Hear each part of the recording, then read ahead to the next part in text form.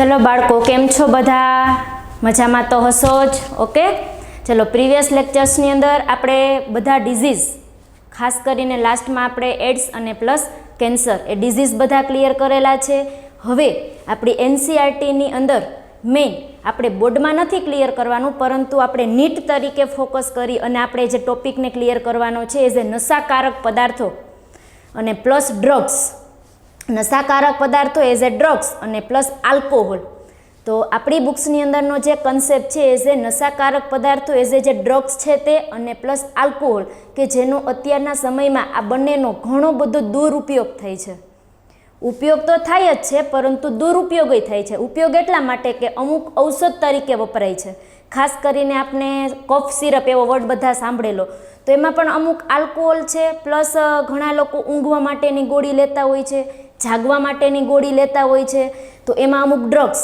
ટૂંકમાં ઉપયોગ અને પ્લસ દુરુપયોગ આ બંને રસ્તા છે, પરંતુ આપણે એક ક્લિયર કરવાનું છે કે અત્યારના સમયમાં ખાસ કરીને યુવાનો કે જે આ આદત બહુ ખરાબ પાડે છે એ આદતને રોકવા માટે અથવા તો આ ખરાબ પ્રવૃત્તિના માર્ગેથી જે દોડે છે એને રોકવા માટે, એને સારા રસ્તે લઈ જવા માટે એને કયા પ્રકારનું સજેશન જોઈએ અથવા તો કેવા પ્રકારની એને સલાહ આપવી જોઈએ અને ખાસ કરીને મેઇન પોઈન્ટ એ જે શિક્ષણ આપવું જોઈએ।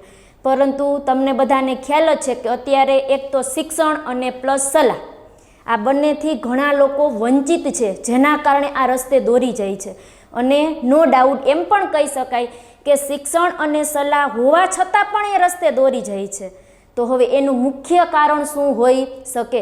તો આપણે આપણા ટોપિકની અંદર ટાઇટલ આપણું એવું કંઈક છે કે નશાકારક પદાર્થો એઝ એ ડ્રગ્સ અને પ્લસ જે આલ્કોહોલ છે એનો અત્યારના સમયમાં શું થઈ રહ્યું છે તો કે દુરુપયોગ। જનરલી આપણે આજે ટોપિક ક્લિયર કરવાનો છે, ખાસ કરીને ટોપિકની અંદર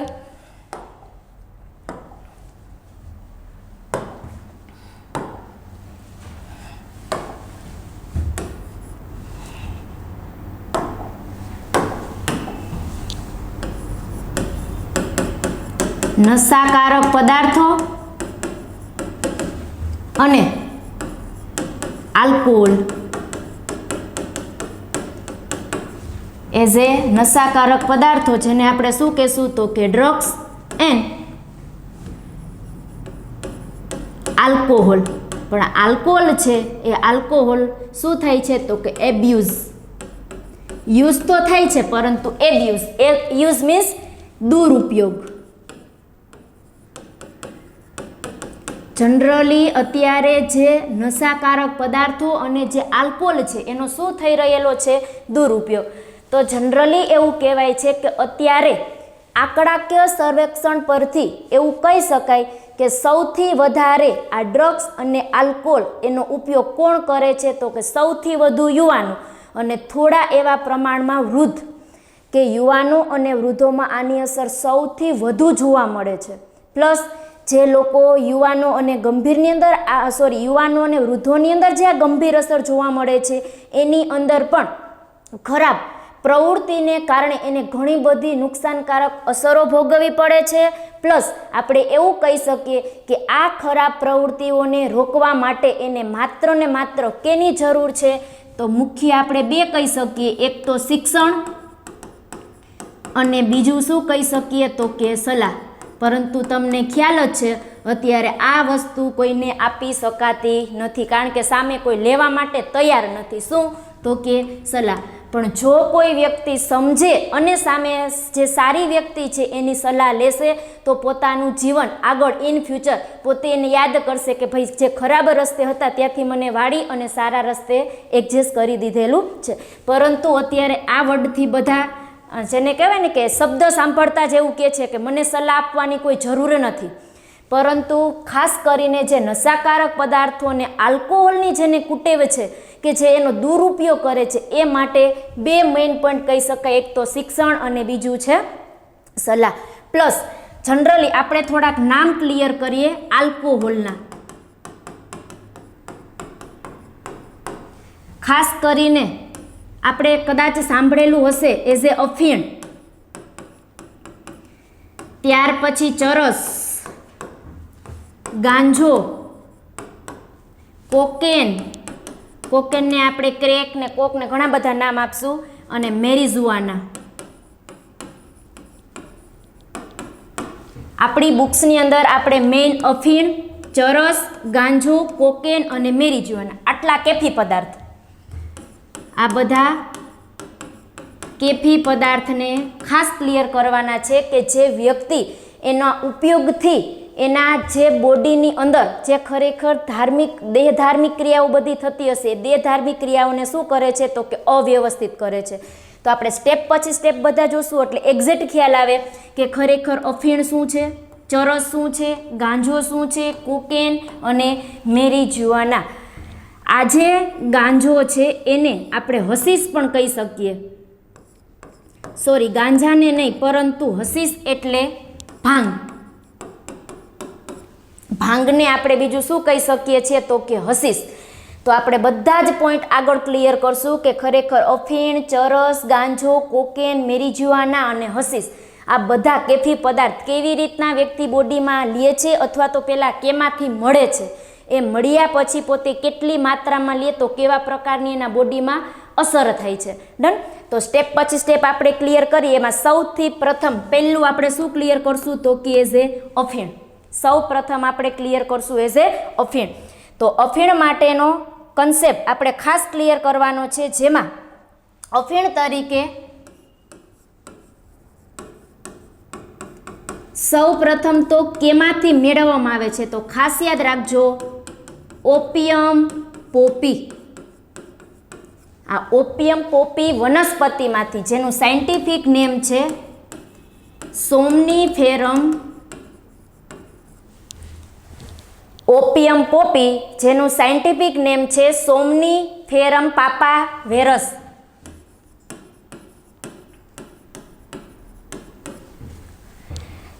ઓપિયમ પોપી જેનું સાયન્ટિફિક નેમ છે સોમનીફેરમ પાપાવેરમ. ખાસ યાદ રાખજો. અને હજી આનું આપણે ગુજરાતી કહીએ તો ખસખસનો છોડ. કદાચ તમે સાંભળેલું હોય ખસખસનો છોડ.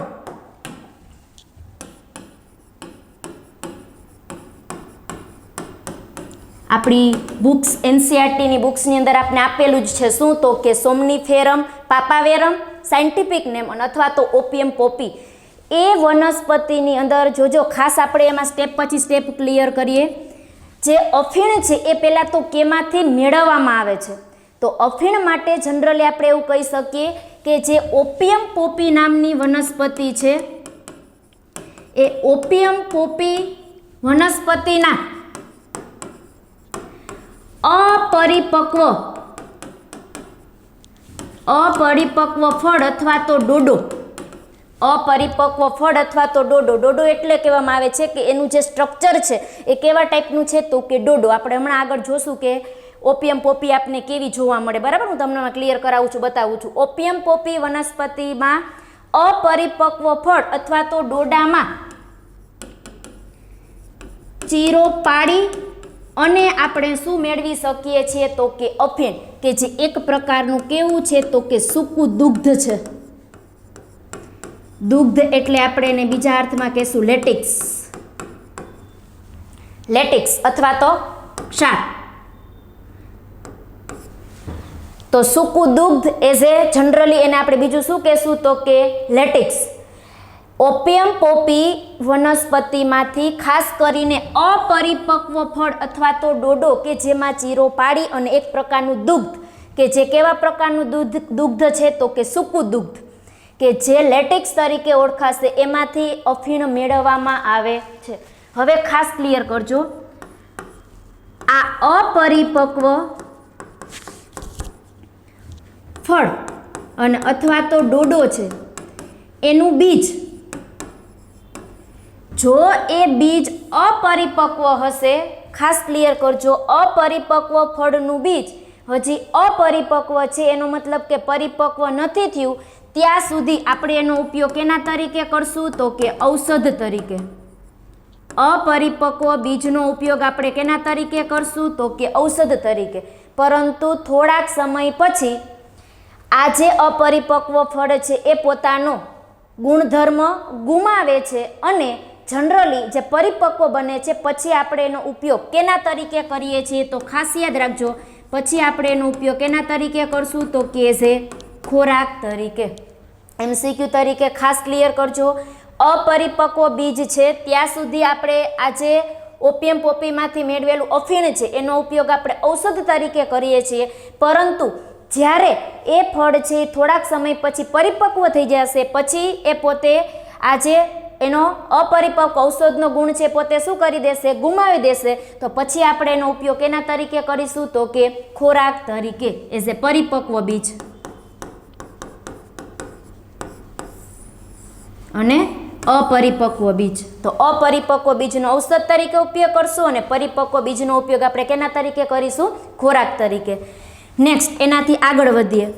જનરલી આપણે હમણાં એવું કીધું કે ઓપિયમ પોપી વનસ્પતિમાંથી અપરિપક્વ ફળ કે જેની અંદર ચીરો પાડી અને આપણે એઝ એ દુગ્ધ મેળવીએ છીએ. હવે ચીરો પાડ્યા પછી ખાસ સાંભળજો, એની અંદરથી જે સફેદ દુગ્ધ નીકળે છે તેને એવું કહેવાય છે કે સૂકવવામાં આવે છે. સૌ પ્રથમ જે એ સફેદ દુગ્ધ છે એને શું કરવામાં આવે છે તો કે સૂકવવામાં આવે છે. જો કેવી રીતના મેળવવામાં આવે છે, સૌ પ્રથમ એ સફેદ દુગ્ધ છે એને સૂકવવામાં આવે છે અને સૂકવ્યા પછી જનરલી આપણે એને બીજે દિવસે ઓબ્ઝર્વેશન કરશું તો એક ચીકણા ગુંદર જેવા અફીણમાં ફેરવાશે અને કેવા રંગનું હશે તો ખાસ યાદ રાખજો, કથ્થાઈ રંગનું.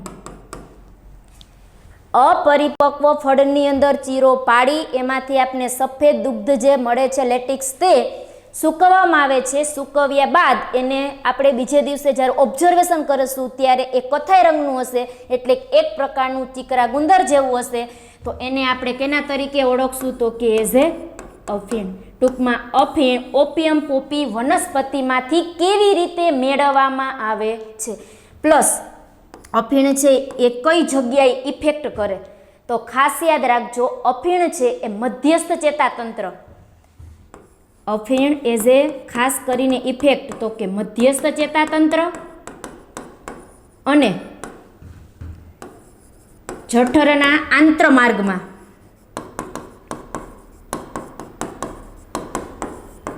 સંવેદના ગ્રાહી અંગો સાથે સંબંધ ધરાવે છે. એટલે કે એનો મેઇન ઇફેક્શન ક્યાં થશે તો ખાસ કરીને એવું કહી શકીએ કે મધ્યસ્થ ચેતાતંત્ર અને પ્લસ જઠરના આંત્રમાર્ગની અંદર જે સંવેદનાગ્રાહી અંગો છે એની સાથે પોતે પ્રતિક્રિયા દર્શાવે છે. કોણ તો એઝ એ અફીણ. હવે આ જે અફીણ છે એની અંદર એક કન્સેપ્ટ આપણે એ પણ ક્લિયર કરીએ કે અફીણની અંદરથી બાય પ્રોડક્ટ મળે છે. અફીણ જે છે એની અંદરથી મુખ્ય બે આલ્કોલોઇડ મળે છે, એક તો મોર્ફિન અને બીજું છે કોડિન. મોર્ફિન અને બીજું છે કોડિન. તો એની અંદરથી અફીણમાંથી મળતી બીજી બે પ્રોડક્ટ, અફીણમાંથી મળતી મુખ્ય બે પ્રોડક્ટ તરીકે આપણે ક્લિયર કરીએ કે જે દર્દ શામક ઔષધ તરીકે વપરાય છે. તો અફીણની અંદરથી જોવા મળતી મુખ્ય બે છે, એ સિવાય ઘણી બધી હોઈ શકે. પહેલું કયું છે તો કે મોર્ફિન અને બીજું કયું છે તો કે કોડિન.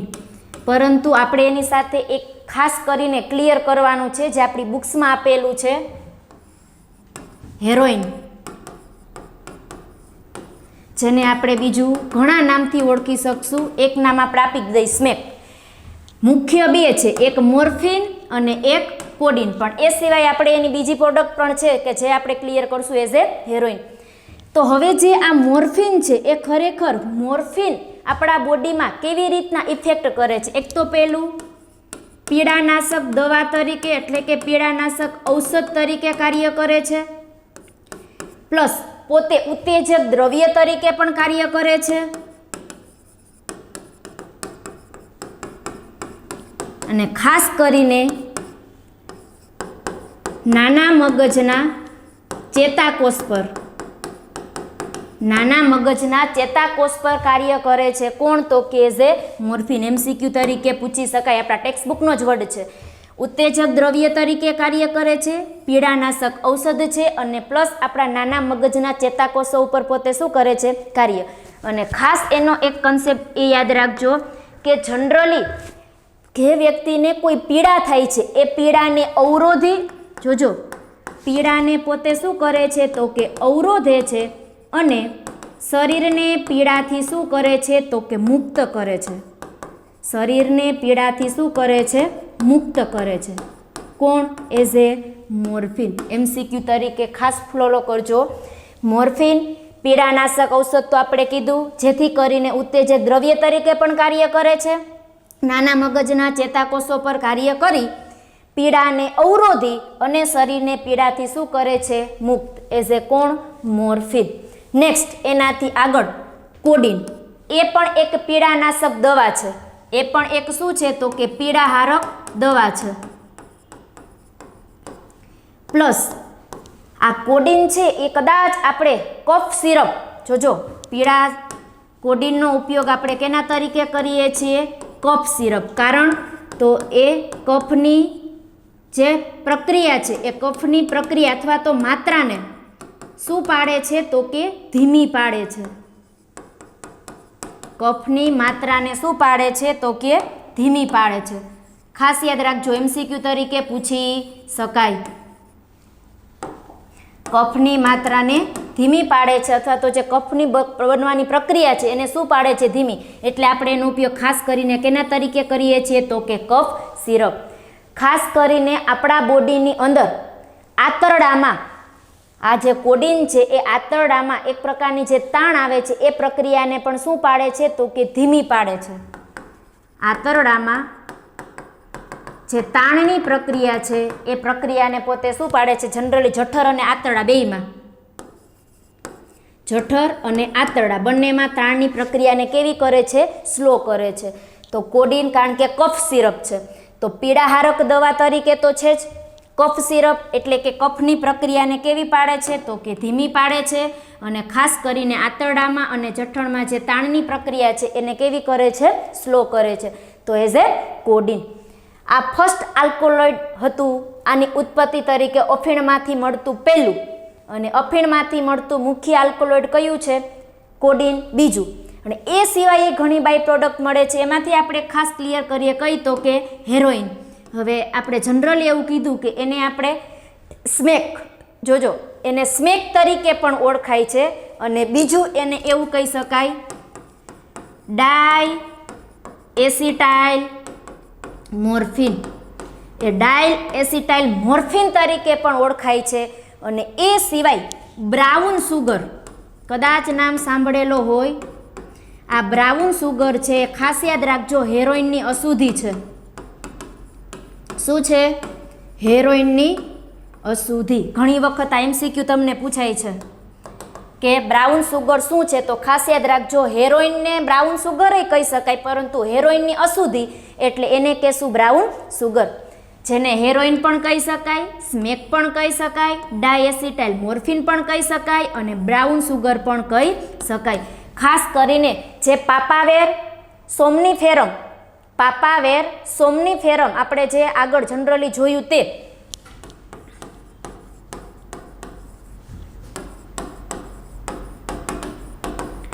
આ પાપાવેર સોમનીફેરમ વનસ્પતિના દુગ્ધમાંથી કેવું તો કે સફેદ, ખાસ જોજો વાસહીન અને કડવો સ્ફટિકમય એક પ્રકારનો પદાર્થ જેને આપણે કેના તરીકે ઓળખશું તો કે હેરોઇન એઝ એ સ્મેક. સફેદ, વાસહીન અને કડવો સ્ફટિકમય પદાર્થ એઝ એ હેરોઇન. ખાસ ક્લિયર કરજો એ તણાવનાશક પણ છે, એટલે કે ડિપ્રેશન. આપણી બુક્સની અંદર આઈ થિંક આ વર્ડ કદાચ આપેલો છે. અને શરીરના કાર્યોને શું પાડે છે તો કે ધીમા પાડે છે. શરીરના કાર્યોને ધીમા પાડે છે. પ્લસ આપણા બોડીમાં કેના દ્વારા લેવાય છે તો ખાસ યાદ રાખજો નાસિકા અથવા તો ઇન્જેક્શન દ્વારા. અહીંયા એક મોસ્ટ ઇમ્પોર્ટન્ટ પોઈન્ટ, નાસિકા અને કેના દ્વારા લેવામાં આવે છે તો કે ઇન્જેક્શન દ્વારા. કારણ કે ત્યાં તમને પૂછવાની શક્યતા છે. તો હેરોઇન શું છે? આપણી બુક્સમાં આપેલું છે, પણ મુખ્ય અફીણમાંથી મળતા બે ઉત્પન્નો, એક તો મોર્ફિન અને કોડીન, એ સિવાયનું ત્રીજું કયું છે? હેરોઇન. પણ આપણે બધું મિક્સમાં આપ્યું છે, એને આપણે થોડુંક જુદું સેપરેટ કર્યું. તો હેરોઇન એઝ એ ડાયએસિટાઇલ મોર્ફિન તરીકે ઓળખાય છે, બ્રાઉન સુગર તરીકે ઓળખાય છે. બ્રાઉન સુગર શા માટે? કારણ કે હેરોઇનની શું છે? અશુદ્ધિ છે.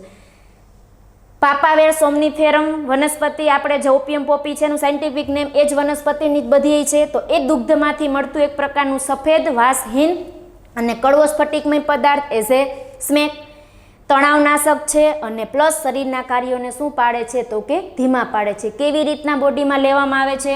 તો કે નાસિકા દ્વારા અથવા તો કેના દ્વારા? ઇન્જેક્શન દ્વારા. તો આ કન્સેપ્ટ આપણો કેનો ક્લિયર કરવાનો હતો? તો કે એઝ એ અફીણ. તો પહેલેથી આપણે બધું ક્લિયર કરી લઈએ, જેથી કરીને એક્ઝેક્ટ ખ્યાલ આવી જાય.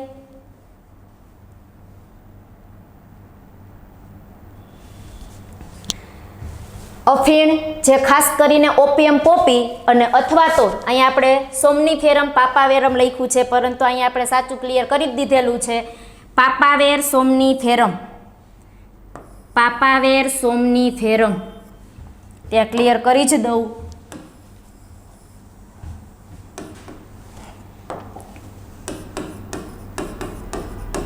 પાપાવેર સોમનીફેરમ એનું સાયન્ટિફિક નેમ છે.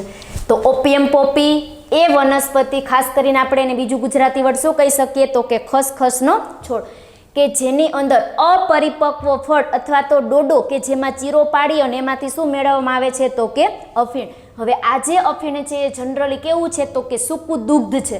જનરલી જ્યારે આપણે અપરિપક્વ ફળ હશે એમાંથી જ્યારે આપણે ચીરો પાડીએ છીએ ત્યારે એ સૂકું નહીં હોય, ત્યારે લીલું હશે. પરંતુ એ જે દુગ્ધ છે, લેટિક્સ છે, એને શું કરવામાં આવે છે? તો કે સૂકવવામાં આવે છે. અને સૂકવ્યા પછી જ્યારે આપણે એને બીજે દિવસે જોઈએ છીએ ત્યારે આપણે એની અંદરથી એક ગુંદર ચીકણા જેવો પદાર્થ કે જે ગોળ જેવો હોય છે એ જનરલી આપણે શું કહેશું? તો કે જે અફીણ, જે કથ્થાઈ રંગનું હશે. તો MCQ તરીકે એ પોઈન્ટ પણ ખાસ ક્લિયર કરજો. બરાબર, આપણે બધું લખી દીધું છે. પણ અપરિપક્વ બીજ છે ત્યારે એનો ઉપયોગ ઔષધ તરીકે, અને પરિપક્વ તરીકે પછી આપણે એનો ઔષધનો ગુણ પોતે શું કરે છે? તો કે ગુમાવી દે છે થોડાક ટાઈમ પછી. તો એનો આપણે ઉપયોગ કેના તરીકે કરીએ છીએ? તો કે ખોરાક તરીકે. પ્લસ મધ્યસ્થ ચેતાતંત્ર અને જઠરના આંતરમાર્ગના સંવેદનાગ્રાહી અંગો સાથે પોતે શું કરે છે? પ્રતિક્રિયા. આ બધા માટે યાદ રાખજો, બધા માટે અલગ અલગ છે. ડન. હવે અફીણના વ્યુત્પન્નો કયા કયા છે? દર્દ શામક. તો અફીણના દર્દ શામક આલ્કોલોઇડ, જેમાં મુખ્ય પહેલું મોર્ફિન, પહેલું છે મોર્ફિન. ઓકે, તો મોર્ફિનની અંદર આપણે કીધું કે ભાઈ પીડાનાશક ઔષધ છે, ઉત્તેજક દ્રવ્ય તરીકે પણ કાર્ય કરે છે અને આપણા નાના મગજના ચેતાકોષો ઉપર કાર્ય કરે છે, જેના કારણે પીડાને અવરોધી અને શરીરમાંથી પીડાને શું કરાવે છે? મુક્ત કરાવે છે એઝ એ મોર્ફિન. કોડીન એ પણ એક પીડાકારક દવા છે, પીડાકારક ને પીડાહારક, એટલે પીડાને દૂર કરે તેવી. કારણ તો કે કફ સિરપ, ખાસ કરીને આપણે એની અંદર શું કન્સેપ્ટ ક્લિયર કર્યો? તો કે કફની માત્રાને શું કરે છે? ધીમી પાડે છે. કોઈ પણ વ્યક્તિને કફ હોય અને આપણે ખ્યાલ છે કે ડૉક્ટર એમ ખાસ કરીને અત્યારે શિયાળો, તો કફ હોય તો આપણે કફ સિરપ આપણે લેતા હોઈએ છીએ. તો કફ સિરપની પ્રક્રિયાને ધીમી પાડવા માટે એ સિરપની અંદર એઝ એ કોડીન હશે જ. પણ આપણે કીધું ને કે ઉપયોગી છે અને દુરુપયોગ છે. ઓછી માત્રાથી એનાથી લાભ પણ થશે અને વધુ માત્રાથી વ્યક્તિ શું કરે છે કે જે પોતાની દેહધાર્મિક ક્રિયા છે એ દેહધાર્મિક ક્રિયાને કેવી બનાવે છે? અવ્યવસ્થિત. તો એનો દુરુપયોગ છે વધુ માત્રા. પ્લસ જનરલી આપણે કીધું કે આંતરડા અને જઠરની અંદર એઝ એ સ્પેસિફિક એના ગ્રાહી અંગો સાથેની પ્રક્રિયા કોની સાથે કરાવે છે? ખાસ કરીને આપણા બોડીની પ્રક્રિયામાં, તો કે કોડીન. તો એની સાથેની આંતરક્રિયા માટે જવાબદાર કોણ છે? કોડીન. કે એની જે તાણની પ્રક્રિયા છે, કાળની પ્રક્રિયા કેવી પાડે છે? ધીમી.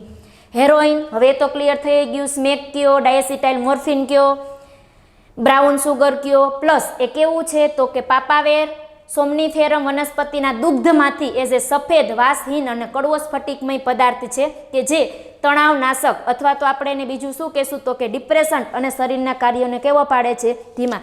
કેના દ્વારા બોડીમાં લેવાય છે? તો કે નાસિકા અને ઇન્જેક્શન દ્વારા. ચાલો, તો બધાને આટલું ઓકે, તમારી બુક્સમાં ક્લિયર કરી નાખજો. ઓપિયમ પોપીનો આટલો કન્સેપ્ટ ક્લિયર કરજો, ખાસ કરીને મોર્ફિન, કોડીન અને last one as a heroine. આ 3 કન્સેપ્ટ આલ્કોહોલ તરીકે અફીણના જે વ્યુત્પન્નો છે એને ફોલો કરવાના છે. અને ખાસ આપણે મોર્ફિનનું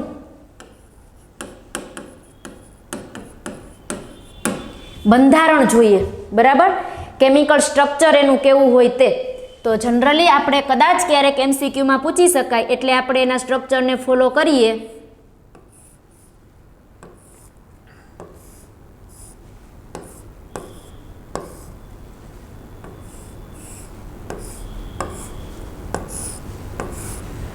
આપણી બુક્સમાં આપેલું જ છે, આપણી બુક્સની અંદર આ જે સ્ટ્રક્ચર છે એ આપેલું જ છે, છતાં પણ એક વખત તમને ડ્રો કરીને બતાવી દઉં જેથી કરીને એક્ઝેક્ટ તમને ખ્યાલ આવે.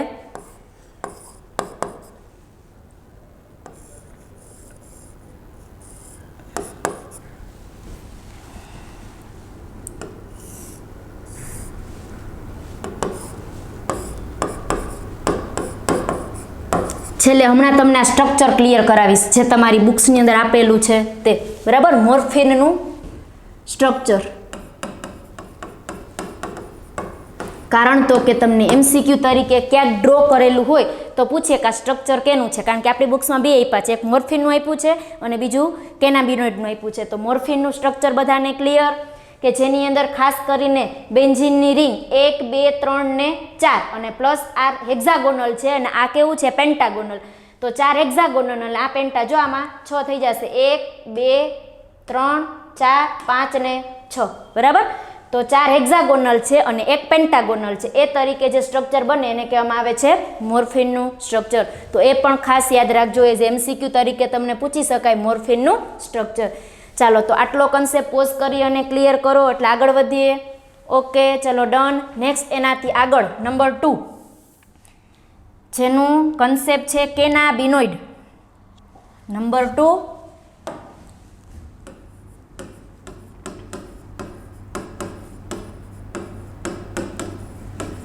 ચાલો હવે આ જે કેનાબિનોઇડ છે એ ખરેખર એવું કહેવાય છે કે એક પ્રકારના રસાયણનો સમૂહ છે. આ જે કેનાબિનોઇડ છે એ રસાયણનો એવો સમૂહ છે, જોજો, કે ખાસ કરીને આપણા મગજના કેનાબિનોઇડ, ખાસ કરીને સંવેદનાગ્રાહી અંગો સાથે પ્રતિક્રિયા કરે છે. MCQ તરીકે ખાસ હવે આપણે કેનાબિનોઇડ તરીકે કયો કન્સેપ્ટ ક્લિયર કરવાનો છે?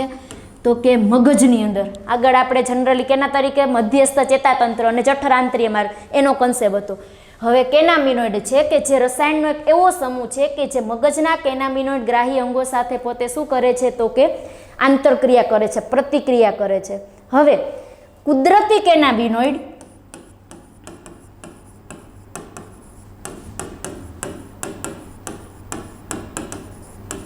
જે ખાસ કરીને એક વનસ્પતિ ભાંગ આપણે બધાએ સાંભળેલું છે, અને પ્લસ કેનાબિસ સટાઇવા, કેનાબિસ સટાઇવા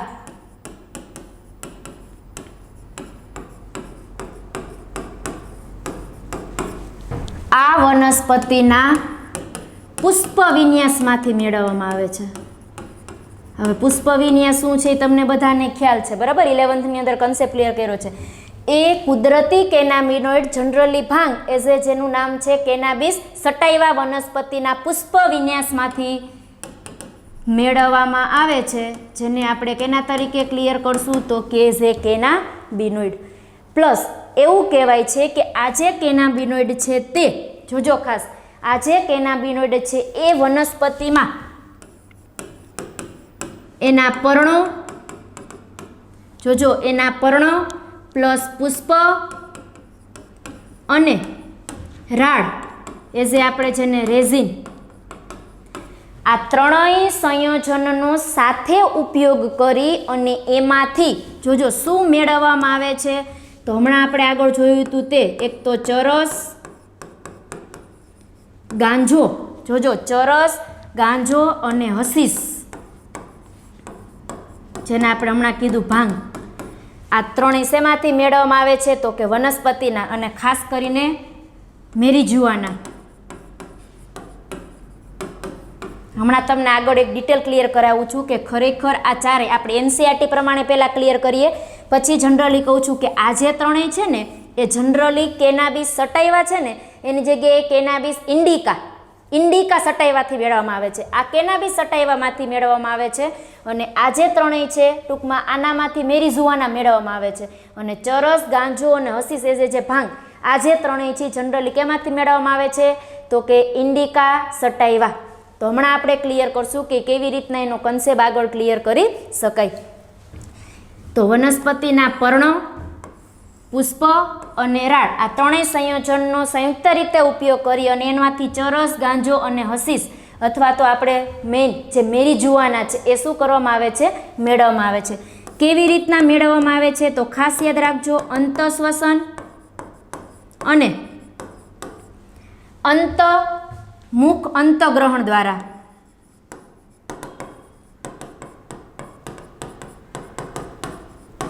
ટૂંકમાં શ્વસન દ્વારા અને મુખ દ્વારા કયું મેળવવામાં આવે છે, ખાસ કરીને કેનાબિનોઇડ. અને ખાસ યાદ રાખજો એ જે માદક દ્રવ્ય છે એનો ઉપયોગથી આપણી કાર્ડિયોવાસ્ક્યુલર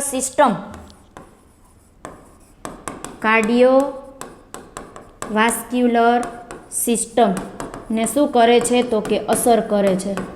આ જે માદક દ્રવ્ય છે ચરસ, ગાંજો, હસીસ અથવા તો મેરીજુઆના એ કાર્ડિયોવાસ્ક્યુલર સિસ્ટમને શું કરે છે, ખાસ કરીને ઇફેક્ટ કરે છે. MCQ તરીકે તમને આપણી NCERT બુક્સમાં છે એટલે પૂછાવાની શક્યતા વધુ. તો જનરલી કેનાબિનોઇડ શું છે તો કે આપણે કીધું કે એ રસાયણનો સમૂહ કે જે ખરેખર મગજ છે એના કેનાબિનોઇડ સંવેદના ગ્રાહી અંગો સાથે આંતરક્રિયા પ્રતિક્રિયા કરે છે. જનરલી કુદરતી કેનાબિનોઇડ ખાસ કરીને ભાંગ જેને કે કેનાબિસ સટાઈવા જેમાંથી મેળવવામાં આવે છે, પણ ખાસ કરીને એમાંય કેમાંથી તો કે એ વનસ્પતિના પુષ્પ વિન્યાસમાંથી. MCQ તરીકે ઘણી વખત પૂછી શકાય, વનસ્પતિ તો કેનાબિસ સટાઈવા ડન, પણ એના કેમાંથી તો કે પુષ્પ વિન્યાસમાંથી. પ્લસ એ વનસ્પતિના પર્ણ, પુષ્પ અને કયા ભાગ લેવામાં આવે છે, પર્ણ, પુષ્પ અને રાળ એઝ એ રેઝિન. આ ત્રણેય સંયોજનનો સંયુક્ત ઉપયોગ કરી અને જનરલી ચરસ, ગાંજો, હસીસ અથવા તો મેરીજુઆના મેળવવામાં આવે છે. કેવી રીતના લેશું તો કે અંતઃશ્વસન અથવા તો મુખ અંતગ્રહણ દ્વારા મેળવવામાં આવે છે. અને કેને ઇફેક્ટ કરે છે તો કે ખાસ કરીને કાર્ડિયોવાસ્ક્યુલર સિસ્ટમ. હવે NCERTનો કન્સેપ્ટ ક્લિયર, પરંતુ થોડુંક તમને અહીંયા ડિટેલ ક્લિયર કરાવું છું. મે બી તમે કોઈ રેફરન્સ બુકની અંદર જ્યારે MCQ સોલ્વ કરો છો ત્યારે તમને સ્પેસિફિક કે ચરસ અથવા તો ગાંજો અથવા તો હસીસ અને મેરીજુઆના એ તમને કોઈ સેપરેટ રીતે પૂછવામાં આવે અને તમારે સેપરેટ રીતે એનો જો આન્સરને ક્લિયર કરવો હોય તો એના માટે તમને ક્લિયર કરાવી દઉં. ખાસ કરીને હેમ્પ તરીકે ઓળખાતી વનસ્પતિ, જેમ આપણે કેનાબિસ સટાઈવા ક્લિયર કર્યું એમ ઇન્ડિકા સટાઈવા. આ ઇન્ડિકા સટાઈવા વનસ્પતિના સૂકા પર્ણો અને અપરિપક્વ પુષ્પ, અપરિપક્વ ફળ.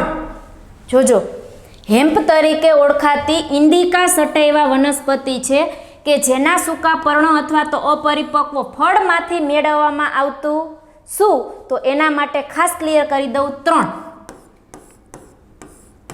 કયું? ચરસ, ગાંજો અને હસીસ. આ ત્રણેય ખરેખર કઈ વનસ્પતિમાંથી મેળવવામાં આવે છે? એક્સ્ટ્રા તમને નીટમાં જે NCERT સિવાયનું છે તે ઇન્ડિકા સટાઈવા વનસ્પતિમાં સૂકા પર્ણો અને અપરિપક્વ ફળમાંથી જનરલી ચરસ, ગાંજો અને શું મેળવવામાં આવે છે તો કે અપરિપક્વમાંથી ચરસ, ગાંજો અને હસીસ. હવે અહીંયા આપણે એક કન્સેપ્ટ ખાસ ક્લિયર કરવાનો છે કે આ જે બધા છે તે જનરલી શું છે તો કે ભ્રમ અને માયાજાળ. ભ્રમ અને માયાજાળ રચનારા એક પ્રકારના શું છે તો કે વ્યસન સંબંધિત છે. ભ્રમ અને માયાજાળ આપણે જનરલી જે લોકો આનો ઉપયોગ કરતા હોય ને બોડીમાં જો એનું પ્રમાણ વધી જાય તો બોડીનું જે એનું મેન્ટલપણું છે એ વધી જાય છે. પોતે સામાન્ય વિચારો જે કરે એ સામાન્ય વિચારો નહીં, પણ કેવા વિચારો તો કે ભ્રમ અને માયાજાળ પ્રકારના એનામાં વિચારો આવે છે અને એ વ્યક્તિ કેવી બની જાય છે? વ્યસની. અને ખાસ કરીને હશીશ છે એ સાંદ્ર રેઝિન તરીકે ઓળખાય છે અને એ કેનાબિસ વનસ્પતિના માદા પુષ્પમાંથી મેળવવામાં આવે છે. ખાસ યાદ રાખજો, કેમાંથી મેળવવામાં આવે છે? માદા પુષ્પ. અહીંયા તમે ઘણી વખત ફળ લખેલું હોય છે અને ઘણી વખત પુષ્પ લખેલું હોય છે, પરંતુ જનરલી અહીંયા એક કન્સેપ્ટ યાદ રાખજો કે ઇન્ડિકા સટાઈવામાંથી જનરલી ચરસ, ગાંજો અને હશીશ ત્રણેય મેળવી શકાય છે. એમાંય હશીશ છે એ સાંદ્ર રેઝિન છે જે જનરલી કેનાબિસ વનસ્પતિના માદા પુષ્પમાંથી, અને ભાંગવટ તો તમે બધા પરિચિત જ છો કે ક્યારે બનાવવામાં આવે છે અને ઘણા લોકો એને વધારે પ્રમાણમાં પી અને પોતાના બોડીનું જે મેઇન પ્રવૃત્તિ હોય એ પ્રવૃત્તિને ઉલટી કરી નાખે છે અને પ્રમાણ એનું જ્યારે વધી જશે ત્યારે વ્યક્તિ પોતે ભાનમાં રહેતી નથી. મેન્ટલપણું થોડુંક દર્શાવે છે થોડાક સમય માટે, જ્યાં સુધી એને નશો હોય છે ત્યાં સુધી. તો જનરલી આ રીતનો કન્સેપ્ટ યાદ રાખજો કે હેમ્પ તરીકે ઇન્ડિકા સટાઈવા વનસ્પતિના સૂકા પર્ણો અને અપરિપક્વ પુષ્પમાંથી ચરસ, ગાંજો અને હશીશ એઝ એ ભાંગ મેળવવામાં આવે છે અને જે જનરલી હશીશ સાંદ્ર રેઝિન છે કે જે કેનાબિસ વનસ્પતિના માદા પુષ્પમાંથી મેળવવામાં આવે છે. અને નેક્સ્ટ હવે જે આપણી બુક્સની અંદર નામ છે કેનાબિસ સટાઈવા, તો એ કેનાબિસ સટાઈવામાંથી શું મેળવવામાં આવે છે? તો એમાંથી મેળવવામાં આવે છે મેરીજુઆના. આપણે ચારેય નામ ક્લિયર કરેલા છે પરંતુ એને થોડાક સેપરેટ કર્યા. એમાંથી આ જે મેરીજુઆના છે એ ખરેખર કેમાંથી મેળવવામાં આવે છે? કેનાબિસ સટાઈવા. પણ હવે આપણે એનસીઆરટીને ફોલો મેઇન કરવાનું છે તો એમાં એક જ નામ આપેલું છે કેનાબિસ સટાઈવા. પણ કંઈ તમે રેફરન્સ બુક સોલ્વ કરો છો તો તમને એક્ઝેક્ટ ખ્યાલ આવશે કે ખરેખર મેરીજુઆના છે એ કેનાબિસ સટાઈવામાંથી મેળવવામાં આવે છે, જ્યારે ઇન્ડિકા સટાઈવા છે એમાંથી ચરસ, ગાંજો અને હશીશ મેળવવામાં આવે છે. હવે આ જે મેરીજુઆના છે એની અંદર આપણે એક કન્સેપ્ટ ખાસ ક્લિયર કરવાનો છે કે જે તમે તમાકુ સાંભળેલું છે, તો તમાકુની અંદર આ મેરીજુઆને શું કરે છે? તો કે મિક્સ કરે છે અને પછી એમાંથી શું બનાવવામાં આવે છે? તો કે સિગારેટ. અને પ્લસ આ જે મેરીજુઆના છે એ જનરલી એવું કહેવાય છે કે એનો એક મુખ્ય સ્ત્રોત છે જેને કહેવામાં આવે છે ડેલ્ટા 9 ટેટ્રાહાઇડ્રોકેનાબિનોલ THC. ઘણી જગ્યાએ તમને આનું સ્ટ્રક્ચર આપેલું હશે, આપણી બુક્સમાં આનું THCનું સ્ટ્રક્ચર છે એઝ એ ખાસ કરીને કેનાબિનોઇડનું. આપણા બુક્સની અંદર કેનાબિનોઇડનું સ્ટ્રક્ચર છે જેને આપણે ડ્રો કરીને ક્લિયર કરીએ એટલે એક્ઝેક્ટ તમને ખ્યાલ આવે.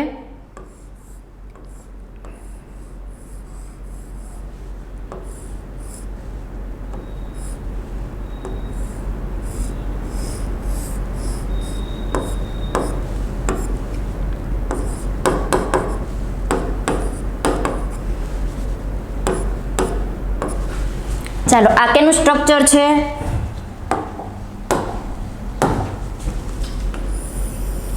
આપણી બુક્સની અંદર આપેલું છે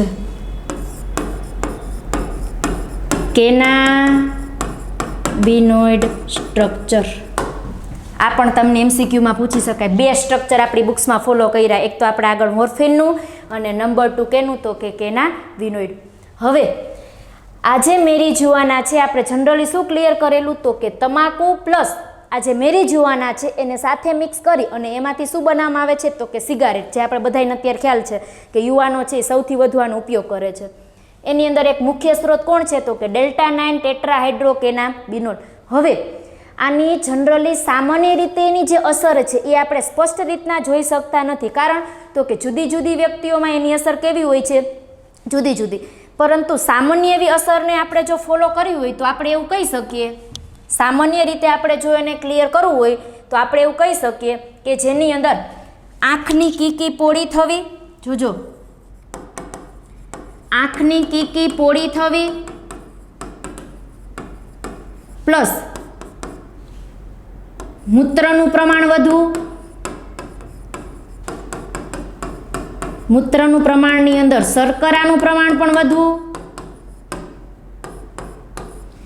અને એ સિવાય આ વ્યક્તિ કેવી બની જાય છે? તો કે હિંસક, અને ઘણી વખત પોતાના માટે અને બીજાના માટે પણ પોતે કેવી બની જાય છે, તો એકદમ હિંસક બની જાય છે, ભ્રમક વ્યક્તિ બની જાય છે. કેના પ્રમાણમાં, તો કે મેરિઝુઆના પોતાના બોડીમાં પ્રમાણ વધી જાય તો આપણે સામાન્ય એવી ઇફેક્ટ તમને ક્લિયર કરાવી, મે બી તમને ક્યાંક MCQમાં પૂછાય તો તમને ખ્યાલ આવે, બરાબર. પોતાના માટે અને બીજાના માટે પણ પોતે કેવી બની જાય છે, તો કે માયાજાળ બની જાય છે. તો આ એના સામાન્ય સિમ્ટમ્સ છે કે મેરિઝુઆનું પ્રમાણ જો વધી જાય તો શું થાય, તો આંખની કીકી પોળી થવી, મૂત્રનું પ્રમાણ પણ વધી જાય, શર્કરાનું પ્રમાણ વધી જાય અને વ્યક્તિ અમુક સમય પછી કેવો બની જાય છે, તો કે હિંસક. પોતાના માટે અને બીજા માટે પણ પોતે કેવો બની જશે, તો કે માયાજાળ હિંસક બની જશે. તો એ પ્રકારના સિમ્ટમ્સ આપણે કેના ક્લિયર કરી શકીએ, એઝ એ મેરિઝુઆના. તો ખાસ કરીને આટલા કન્સેપ્ટને તમારે ક્લિયર કરવાનો છે, જેથી કરીને એક્ઝેક્ટ તમારો જે કન્સેપ્ટ છે એ ક્લિયર થઈ જાય. કેના તરીકેનો, કેનાબિનોઇડ. તો અહીંયા સુધીનો જે કન્સેપ્ટ તમને કરાવ્યો એ NCERT, પરંતુ એ સિવાયનું જે સ્ટ્રક્ચર જોજો, આ NCERTમાં આપેલું છે, પછી એવું ન કહેતા કે નથી કરાવેલું. NCERTની અંદર આપેલું સ્ટ્રક્ચર છે. આપણે સ્ટ્રક્ચર બે જ કરશું, જે NCERTમાં આપ્યા છે તે. એ સિવાય તમે ઘણા બધાના સ્ટ્રક્ચર ક્લિયર કરી શકો, પરંતુ માત્ર ને માત્ર આપણે બે સ્ટ્રક્ચરને ફોલો કરવાના છે. કેના, તો એક આપણે જે કેનાબિનોઇડનું આપેલું છે તે, અને આગળ આપણે પ્રીવિયસ ક્લિયર કર્યું મોર્ફિન તે. તો આખો કન્સેપ્ટ તમારી સામે ક્લિયર છે. હવે તમને આઈ થિંક ક્લિયર થઈ ગયેલું હશે. તમારી બુક્સના પોઈન્ટ જુઓ.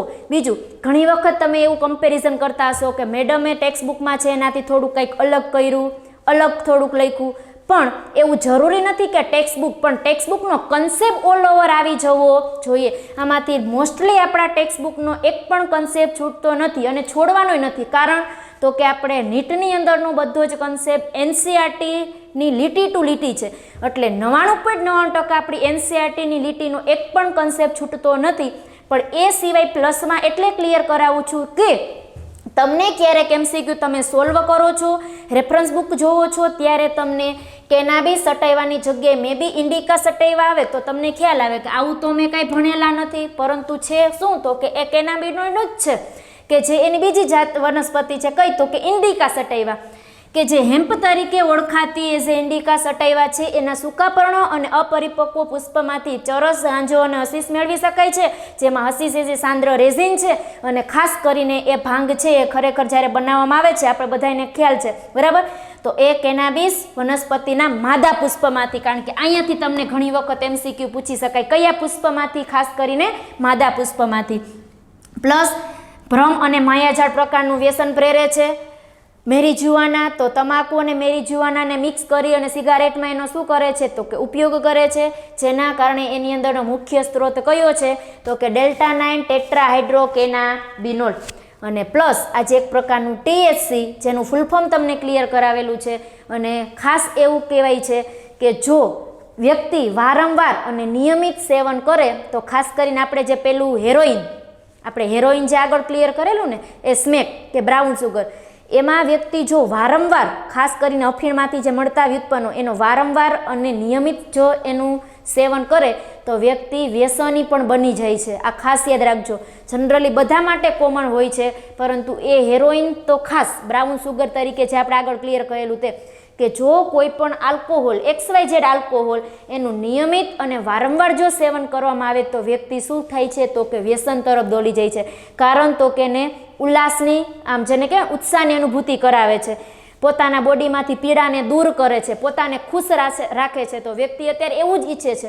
માટે અત્યારે જે યુવાનો છે એ યુવાનો આ રસ્તે દોરી જવા માટેનું મુખ્ય કારણ શું છે, તો કે પોતાની અંદર રહેલું જે ટેન્શન છે, જે પીડા છે, એને દૂર કરે છે અને ઉલ્લાસની અનુભૂતિ કરે છે, જેના કારણે વ્યક્તિ વ્યસન તરફ દોડી જાય છે.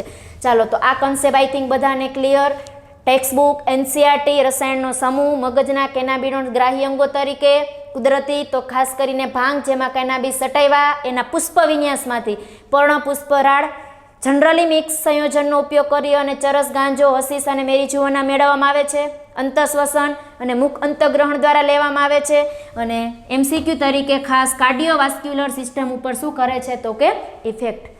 તો કેનાબિનોઇડ આઈ થિંક હવે બધાને ક્લિયર થઈ ગયું હશે. એનું સ્ટ્રક્ચર ખાસ યાદ રાખજો. ઓકે, ચાલો નેક્સ્ટ હવે એનાથી આગળ પોઝ કરી અને ક્લિયર કરી નાખજો. આગળ હવે આપણે ઘણી વખત સાંભળેલું છે કોકેન.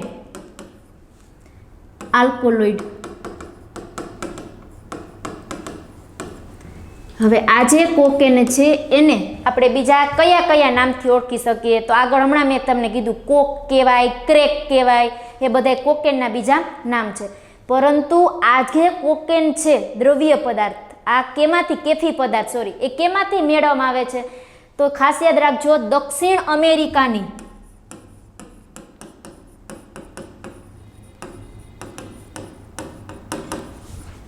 કોકા, ખાસ કરીને એરિથ્રોઝાઇલમ,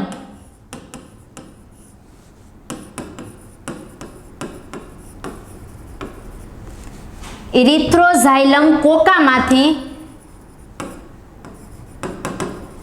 શું મેળવવામાં આવે છે? તો કે કોકેન. એમસીક્યુ તરીકે પૂછી શકાય. દક્ષિણ અમેરિકાની કોકા વનસ્પતિમાંથી અથવા તો એરિથ્રોઝાઇલમ કોકા વનસ્પતિમાંથી શું મેળવવામાં આવે છે? તો કે કોકેન. હવે આને આપણે બીજા નામથી પણ ઓળખી શકીએ છીએ, પરંતુ આ મુખ્ય ઇફેક્ટ ક્યાં કરે છે? તો ખાસ યાદ રાખજો, તે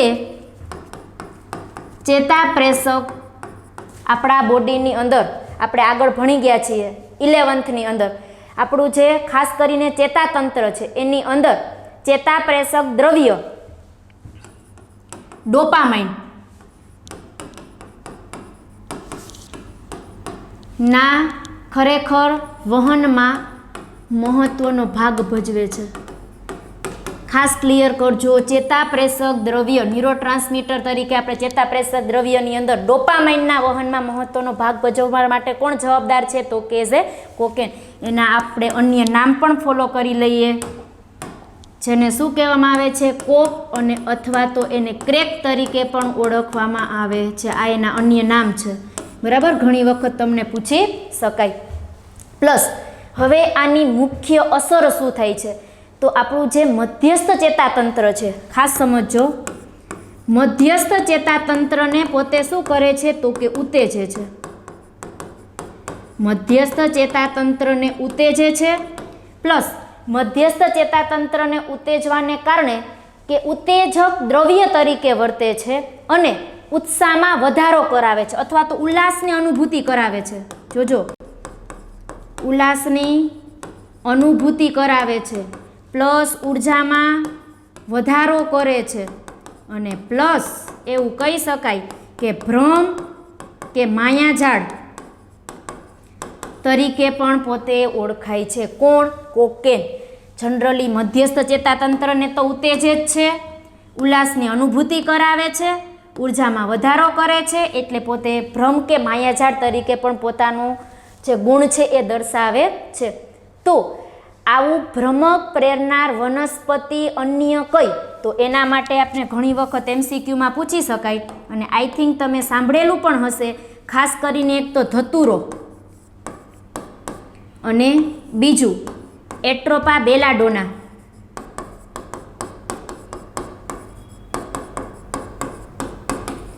આ બંને વનસ્પતિ છે કે જે ભ્રમ કે માયાજાળ પ્રેરનાર વનસ્પતિ તરીકે ઓળખાય છે.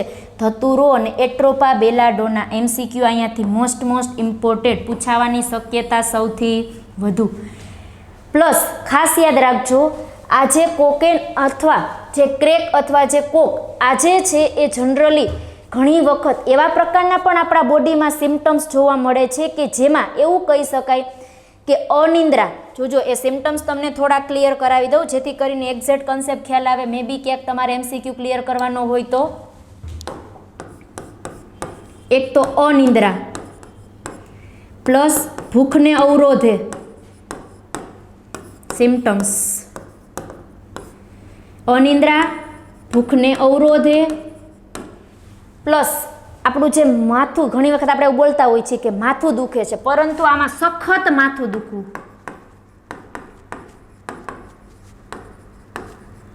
અથવા તો શારીરિક તાણ, જેને આંચકી.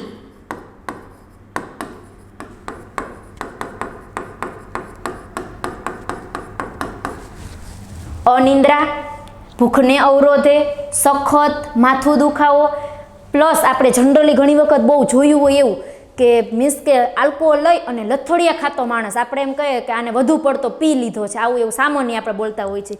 એના માટે એક વર્ડ છે પાગલપણું. આ પાગલપણાનો ગુણધર્મ શેમાં છે તો કે કોકેનમાં છે, ખાસ યાદ રાખજો. અને પ્લસ હૃદયને લગતી એટલે કે હૃદય બંધ થવાની શક્યતા અથવા તો શ્વસનને લગતી આ બંને શક્યતાને કારણે વ્યક્તિ મૃત્યુ પણ પામી શકે છે. ખાસ કરીને એક તો હૃદયને લગતી બીમારી અને અથવા તો શ્વસન સંબંધિત. જોજો, હૃદય સંબંધિત અને શ્વસન સંબંધિત ઇફેક્ટને કારણે છેલ્લે વ્યક્તિ એનાથી શું પામી શકે છે તો યાદ રાખજો, મૃત્યુ પણ પામી શકે છે. કેના કારણે? આ જે કોકેન છે એના સિમ્ટમ્સ તમે જુઓ એટલે તમને ખ્યાલ આવે કે જો એનું પ્રમાણ વધી જાય તો, ખાસ કરીને પોતે ભ્રમને માયાજાળનું વ્યસન તો છે જ, ભ્રમ અથવા તો માયાજાળ પ્રકારનું વ્યસન તો એ દર્શાવે છે.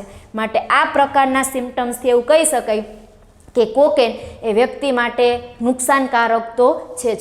તો આ કન્સેપ્ટ આપણી બુક્સની અંદરનો છે, જે તમને એક્ઝેક્ટ ક્લિયર કરાવવાનો હતો, જે ખાસ કરીને પૂછી શકાય એવા પોઈન્ટ કે ચેતાપ્રેષક દ્રવ્ય ડોપામાઇન એમાં વહનમાં મહત્વનો ભાગ ભજવનાર કોણ છે તો કે કોકેન. દક્ષિણ અમેરિકાની કોકા વનસ્પતિમાંથી, અને એમાં કોણ તો કે ઇરિથ્રોઝાઇલમ કોકા વનસ્પતિ મધ્યસ્થ ચેતાતંત્રને ઉત્તેજે છે, ઉલ્લાસની અનુભૂતિ કરાવે, ઉર્જામાં વધારો કરાવે અને જનરલી આપણે કીધું કે ભ્રમ કે માયાજાળ પ્રકારનું કન્સેપ્ટ એ વ્યસન છે. ઉદાહરણમાં ધતુરો અને એટ્રોપા બેલા ડોના. અને એ સિવાય તમે એક સાંભળેલું હશે એથ્લેટિક્સ, રમતવીરો. તો જે રમતવીરો છે એ જનરલી કેનો ઉપયોગ કરતા હોય છે તો ખાસ યાદ રાખજો કેનાબિનોઇડ. આપણે આગળ જે ક્લિયર કરેલું તે પણ એનસીઆરટીમાં અહીંયા સેન્ટેન્સ મૂક્યું છે એટલે તમને એનસીઆરટીની લીટી ટુ લીટી ફોલો કરાવવા માટે મેં અહીંયા ક્લિયર કરાવ્યું. બાકી જનરલી આનો ઉપયોગ રમતવીરો કરે છે, પરંતુ અત્યારના સમયમાં રમતવીરો આનો દુરુપયોગ કરે છે, એ ખાસ યાદ રાખજો. ઉપયોગ તો કરતા જ હોય છે પોતાના ઉત્સાહ વધારવા માટે, રમતવીરો એનર્જી મેળવવા માટે. કેનો તો કે કેનાબિનોઇડનો. પરંતુ અત્યારના યુવાનો આનો દુરુપયોગ પણ કરે છે. કેનો તો કે કેનાબિનોઇડ. એટલે આ પણ એક ઇમ્પોર્ટન્ટ પોઈન્ટ છે. શું કામ? કારણ કે એનસીઆરટીમાં આપેલો છે એટલે. ચાલો, તો કોકેન બધાને ક્લિયર. હવે એનાથી આગળ વધીએ, જે આપણે ખાસ કરીને સમજવા જેવો એક પોઈન્ટ છે. આમાં એક તમને એ પણ ક્લિયર કરી દઉં કે આ જે વનસ્પતિ છે એના સૂકા પર્ણો અને એની જે નાજુક ડાળીઓ છે, આ કેમાંથી મેળવવામાં આવે છે એ ખાસ ક્લિયર કરી દઉં. સૂકા પર્ણો આપણી બુક્સમાં નથી, પરંતુ ક્યાંક એમસીક્યુમાં પૂછાય તો નાજુક ડાળીઓ, વનસ્પતિની નાજુક ડાળીઓ અથવા તો સૂકા પર્ણોમાંથી શું મેળવવામાં આવે છે? કોકેન. મે બી ક્યાંક એમસીક્યુ હોય તો. ચાલો, ઓકે, ડન. નેક્સ્ટ હવે એનાથી આપણે આગળ વધીએ. ખાસ કરીને બાર્બિટ્યુરેટ, એમ્ફીટોઇડ્સ અને ડાયબેન્ઝોડાયએમાઇન.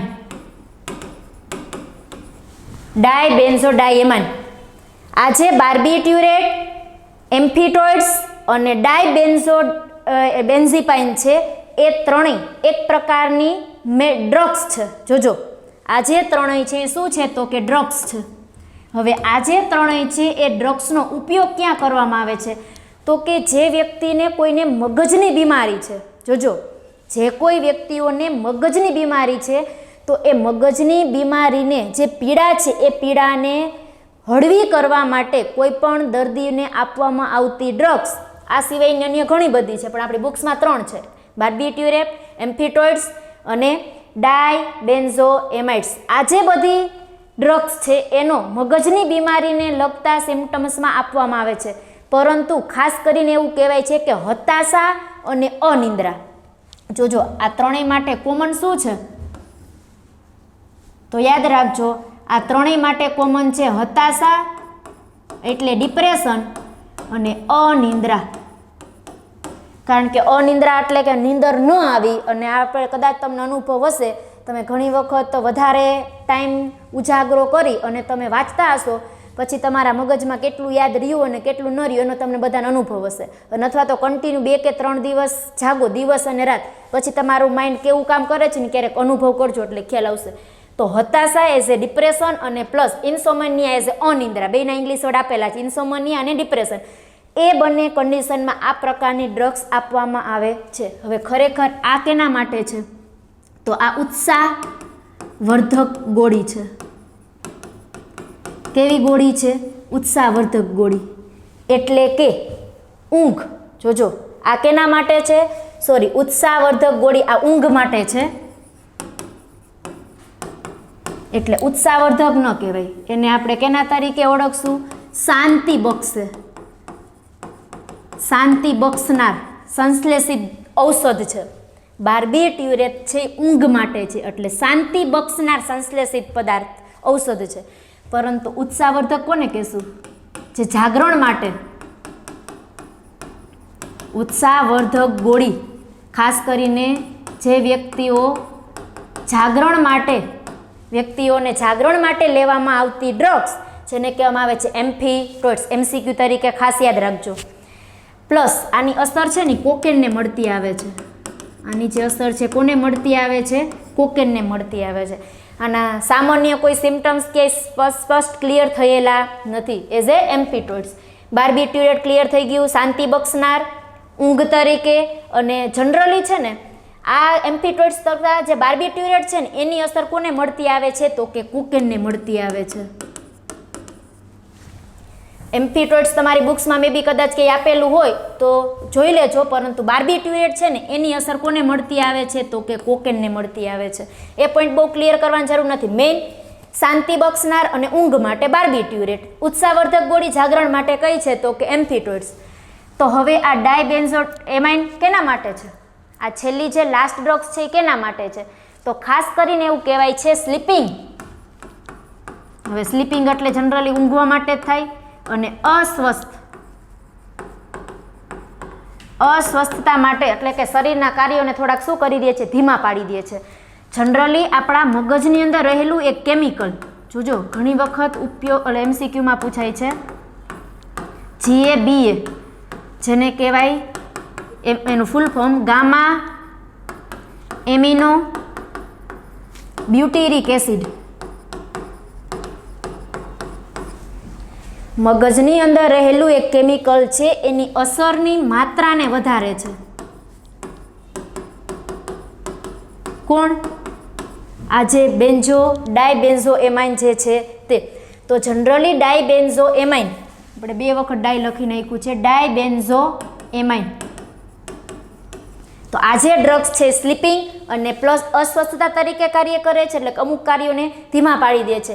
અને ખાસ કરીને મગજની અંદર રહેલું એક કેમિકલ છે જે GABA, આપણે જનરલી ગાબા પણ full form gamma amino butyric acid, એની અસરની માત્રાને વધારવાનું કામ કોણ કરે છે? ડાયબેન્ઝોએમાઇન. એટલે આ પણ તમને, હવે આ બધો કન્સેપ્ટ બુક્સમાં નથી આપ્યો, ખાલી તમને કીધું છે કે ભાઈ હતાશા અને અનિંદ્રા તરીકે જનરલી આ ડ્રગ્સનો શું કરવામાં આવે છે? ઉપયોગ. એ સિવાય ખાસ કરીને મોર્ફિન. અહીંયા એક મોર્ફિનનું ફરી પાછું સેન્ટેન્સ છે કે જે દર્દ શામક અને જનરલી શાંતિદાયક, દર્દ શામક અને કેવું છે? શાંતિદાયક છે. કે જેનો કોઈ પણ વ્યક્તિ ઓપરેશન, એટલે કે જે શસ્ત્રક્રિયા છે એ શસ્ત્રક્રિયા થઈ હોય તેના માટે વાપરવામાં આવે છે. શું?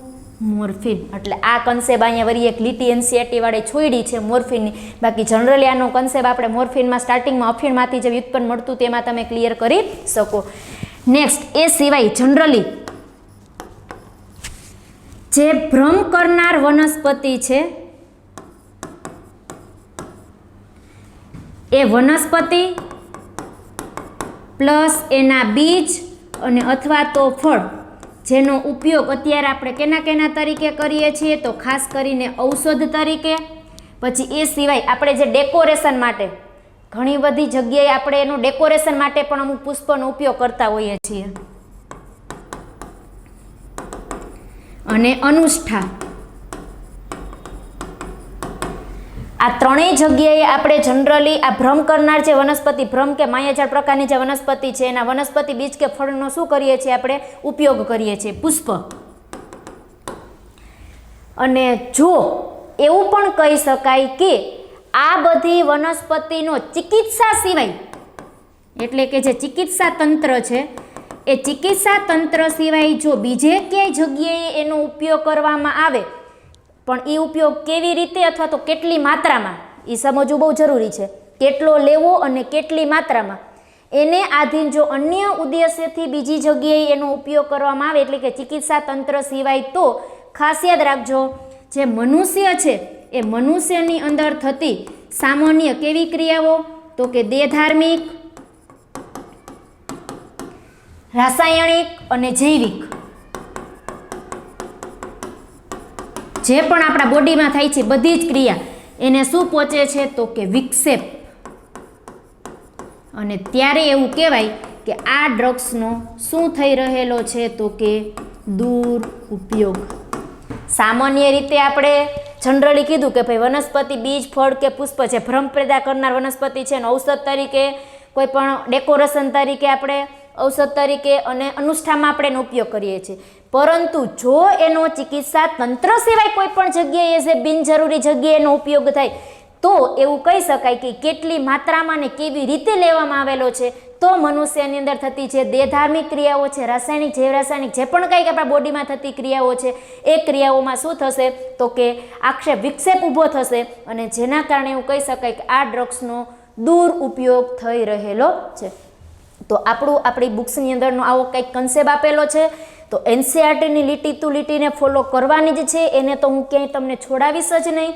પરંતુ હવે એનાથી આપણે આગળ વધીએ, ખાસ કરીને ધૂમ્રપાન. હવે આટલો કન્સેપ્ટ આપણે ક્લિયર કરી લીધો છે, તો હારે ધૂમ્રપાનનો કન્સેપ્ટ પણ ક્લિયર કરી લઈએ. તો આટલું તમારી બુક્સમાં ક્લિયર કરી નાખજો. હવે ખરેખર આ વર્ડથી તો બધા જ પરિચિત છો, ધૂમ્રપાન. અને એ ધૂમ્રપાનની અંદર આપને ખાસ ખબર છે શું, તો કે તમાકુ. બરાબર.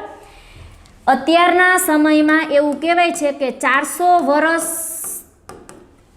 અત્યારથી 400 વર્ષ સુધીમાં જનરલી વ્યક્તિઓ 400 વર્ષથી આ જે ધૂમ્રપાન છે એની અંદરનો જે તમાકુ છે એનો ઉપયોગ કરતો આવેલો છે. અને આ જે ધૂમ્રપાન છે એ તીવ્ર નશાકારક પદાર્થ તરીકે અત્યારે એક જેને કહેવાય ને કે ઉલ્લાસ અને આમ જેને એન્જોય કરવા માટેનો રસ્તો ખોલીને આપી દીધેલો છે. કોને? તો કે ધૂમ્રપાન. પોતાને તો નુકસાન થાય જ છે, પણ આજુબાજુવાળાને કેટલું બધું નુકસાન થાય છે. તમને એમ થશે કે મેડમ આ કહે છે પણ મારે કહેવું ખૂબ જ જરૂરી છે. કદાચ આ વાતથી ઘણા લોકોને પોતાના પપ્પા અથવા તો ભાઈ અથવા તો દાદા XYZ રિલેટિવ્સમાં કોઈ પણ જે લોકો ધૂમ્રપાન કરે છે એના માટે ખાસ એક સજેશન છે. 400 વર્ષથી આનો ઉપયોગ કરતા આવેલા છે, પણ જ્યારે એ બીડી કે સિગારેટ ખરીદે છે ત્યારે એની ઉપર એક ખાસ ચેતવણી આપેલી છે. ચેતવણી તો આપેલી છે, પરંતુ એનું જે પિક્ચર્સ છે એ પિક્ચર્સ જોઈને જ એક તો પહેલાં વ્યક્તિને વિચાર આવવો જોઈએ કે આ પીવાથી આવું થશે, પણ અત્યારે પહેલાં તો એવો કોઈ વિચાર જ નથી કરતા. લેવા જતા હશે ત્યારે કદાચ આંખો બંધ કરીને લેતા હશે, કારણ કે જો આંખો ખોલી રાખીને લે તો એના પિક્ચર્સ ઉપરથી આપને ખ્યાલ આવી જશે કે આ વસ્તુ કરવી જોઈએ નહીં. પણ આપને ખબર છે કે આ વસ્તુ શું છે, તો કે વ્યસન છે. વ્યક્તિને એક વખત વ્યસન થઈ ગયું પછી એ વ્યસનને છોડવું બહુ અઘરું છે. માટે આપણે એવું સમજીએ કે વ્યસન થાય એની પહેલાં જ આપણે ચેતી જઈએ કે જે કોઈ આ વસ્તુ કરે છે એને સમજવાની, એને મીન્સ કે થોડીક સલાહ આપીએ, શિક્ષણથી અથવા તો સલાહથી, બે જ ઓપ્શન છે. એનાથી આપણે એને સુધારી શકીએ છીએ. પરંતુ જો એને એ પોતાના મનથી સમજી શકે તો. બાકી એક વખત આ વ્યસન થઈ ગયું અને પછી એને છોડાવવું કે છોડવું એ બંને માટે ટફ છે. અને બંને માટે ટફ એટલા માટે છે કે વ્યસની એ છોડી શકતો નથી, અને જે સમજાવવાળી વ્યક્તિ છે એ એને સમજાવવામાં નિષ્ફળ જાય છે, ગમે કેટલું સમજાવે છતાં પણ. આપણે તો એનો થોડો કન્સેપ્ટ ક્લિયર કરીએ, જોઈએ શું થાય છે તે. આ પણ એક પ્રકારનું શું છે, આ ધૂમ્રપાન છે એની અંદર જે તમાકુ છે એનો ઉપયોગ કેમાં કેમાં થાય છે, તો કે એક તો ધૂમ્રપાનમાં થાય છે, પ્લસ ચાવવામાં થાય છે, અને છીકણી આઈ થિંક તમે સાંભળેલું છે સૂંઘવા માટે. તો ધૂમ્રપાન, ચાવવામાં અને છીકણી માટે કેનો ઉપયોગ થાય છે, તો કે તમાકુનો. અને એ તમાકુની અંદર રહેલા રાસાયણિક પદાર્થો, અને એ રાસાયણિક પદાર્થમાંથી એક મુખ્ય પદાર્થ કે જે આપણા માટે ખૂબ જ નુકસાનકારક છે, નિકોટીન, કે જે તમે બધાએ આનું નામ સાંભળેલું છે. હવે ખાસ સમજો આ નિકોટીન શું કરે છે, તો કે આપણી અંદર રહેલી જે એડ્રિનલ ગ્રંથિ છે, એડ્રિનલ ગ્લેન્ડ છે એટલે કે એડ્રિનલ ગ્રંથિ છે એને શું કરે છે તો કે ઉત્તેજે છે અને એ ઉત્તેજવાને કારણે એડ્રિનાલિન અને નોરએડ્રિનાલિન આ નેડ્રિલાનિન અને નોરએડ્રિનાલિનનો સ્ત્રાવ કરી અને એ સ્ત્રાવ કેમાં ભળે છે તો કે રુધિરમાં, એટલે કે એનો સ્ત્રાવ કેમાં મુક્ત કરે છે રુધિરમાં.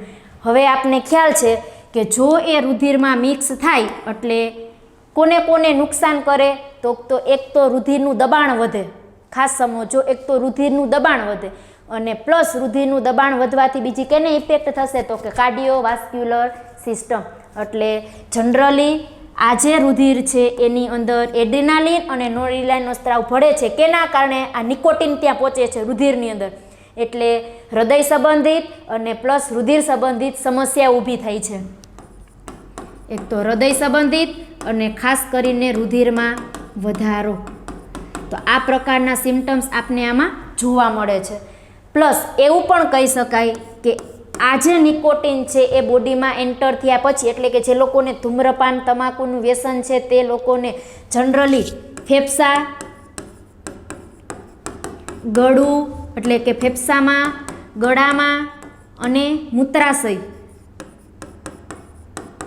એની અંદર શું જોવા મળે છે તો કે લોંગ ટાઈમે કેન્સર. ખાસ આ વર્ડથી કોઈને પરિચિત કરજો. આ તો આપણે કોમન છે. ઘણી વખત આ જે તમાકુ છે આપણને ખબર છે કે મુખની અંદર રાખી અને ચાવતા હોય છે, તો મુખની અંદર ચાવવાથી શું થશે? મુખ ગુહાનું કેન્સર થશે. ટૂંકમાં કહેવાનો મતલબ એક જ છે, શું તો કે કેન્સર કેન્સર કેન્સર. જે વ્યક્તિ કેન્સરથી ડરતા હોય ને એને આ છોડી દેવું, નહીતર આફ્ટર લોંગ ટાઈમે, થોડોક ટાઈમે નહીં પરંતુ થોડોક ટાઈમ પછી લોંગ ટાઈમે કદાચ તમારું આયુષ્ય ઓછું હશે તો વાત અલગ છે. બાકી અત્યારના સમયમાં મોસ્ટલી કદાચ તમે ક્યારેક કેન્સરની હોસ્પિટલની વિઝિટ લેજો. મેં ઘણા બધા સેમિનાર અટેન્ડ કરેલા છે, વિઝિટ પણ લીધેલી છે. ત્યારે ખુદ પેશન્ટ એવું કહે છે કે પ્લીઝ દૂર રહેજો. કેનાથી? ધૂમ્રપાન અને અથવા તો મેઇન આપણો જે વર્ડ છે તમાકુ તે. કારણ તો કે વ્યક્તિને લોંગ ટાઈમે અને આ વસ્તુ થાય એટલે તમારા માટે નુકસાનકારક છે અને તમારા ફેમિલી માટે પણ આ વસ્તુ સારી નથી. તો આ રીતના કેન્સર થશે. એ સિવાય જનરલી એમ્ફીસેમા, બ્રોન્કાઇટિસ, કોરોનરી સંબંધિત, પછી જઠરમાં ચાંદા પડવા, કોરોનરી સંબંધિત મીન્સ હૃદય સંબંધિત સમસ્યાઓ, જઠરમાં ચાંદા પડવા, આ બધી પ્રક્રિયાઓને શું કરે છે તો કે પ્રેરે છે અથવા તો ઉત્તેજે છે. કોણ? નિકોટિન. હવે આપણે એના ધુમાડાની એક વાત કરી લઈએ. ખાસ કરીને